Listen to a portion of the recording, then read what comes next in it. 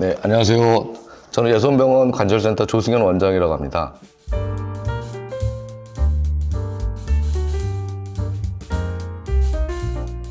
이제 골다공증성 골절 진단 받으시고요. 치료를 받으시면서 환자분들이 물으시는 게 있어요. 그러면 내가 이 치료를 받으면 진짜로 골밀도가 올라가느냐, 향상되냐 말씀드리는데요. 골밀도가 증가하면 증가할수록 척추뼈, 그 다음에 고관절뼈, 그 외, 그러니까 손목뼈나 위팔뼈 골절이 감소하는 걸 알 수 있습니다. 골밀도가 상상됨에 따라서 각 부위의 골절의 위험도가 따라서 감소하는 것을 알 수 있습니다.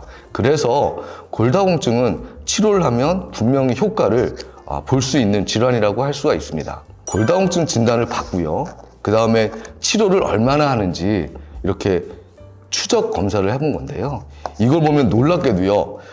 많은 환자분들이 골다공증 진단을 받으시고도 대개 1년이 되시면요. 12개월째에 30% 정도밖에 환자가 치료를 안 받으세요. 그리고 2년이 되면 더 떨어지게 됩니다. 골밀도가 올라가면 분명히 골절 예방 효과가 있음에도 불구하고 환자분들이 치료를 잘 받지 않으세요. 그래서 정형외과 의사로서 골다공증의 치료에 대해서 강조드릴 수밖에 없습니다. 다음에 말씀드릴 거는 여러분 이제 골다공증 하면 이제 골밀도 검사를 하고 있습니다. 골밀도 검사의 기준이 되는 거는 이중에너지 방사등 흡수 측정법이 되겠는데요.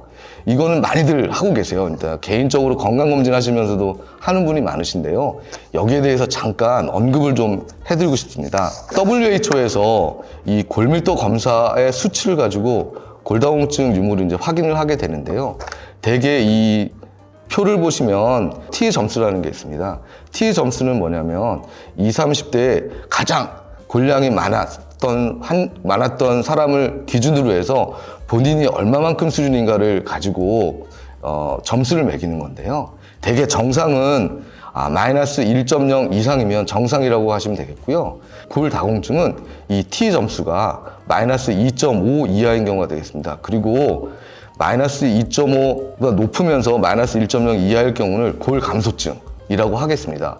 그리고 WHO에서는요, 이렇게 T 점수가 마이너스 2.5 이하이면서 골절이 있는 경우엔 따로 심한 골다공증으로 치료가 되게 중요하다고 언급을 했습니다. 그래서 여러분이 기억하실 거는 본인의 T 점수가 얼마인지 알아두시는 것도 상당히 도움이 될 거고요. 건강검진을 하시게 되면 골밀도 검사 결과지 받아보실 수 있거든요. 거기 보면 이게 수치가 막 여러 가지 써 있습니다.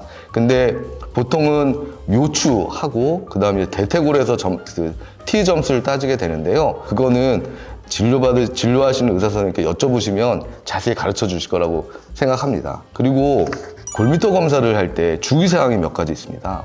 몸에 무슨 이물질 같은 게 있다거나 아니면 이 검사를 하기 전에 내시경 검사를 한다든지 아니면 조영제 검사를 한다든지 이런 검사를 하게 되면 그 골밀도가 수치가 비정상적으로 높거나 낮게 나오실 수가 있습니다. 그래서 이런 경우에는 해석을 잘못할 수가 있거든요. 그러니까 여러분들도 그 검사하실 때 참고하셨으면 좋겠습니다. 그리고 한 가지 더 말씀드리고 싶은 게 뭐냐면요. 그 골밀도 검사를 하시면 어떤 분들은 병원을 이렇게 옮겨 다니면서 하시는 분들이 계세요. 그런데 이 골밀도 검사라는 건 기계마다도 다르고 그 다음에 골밀도 검사를 어떤 사람이 했느냐에 따라서도 약간의 수치 차이가 있을 수 있습니다.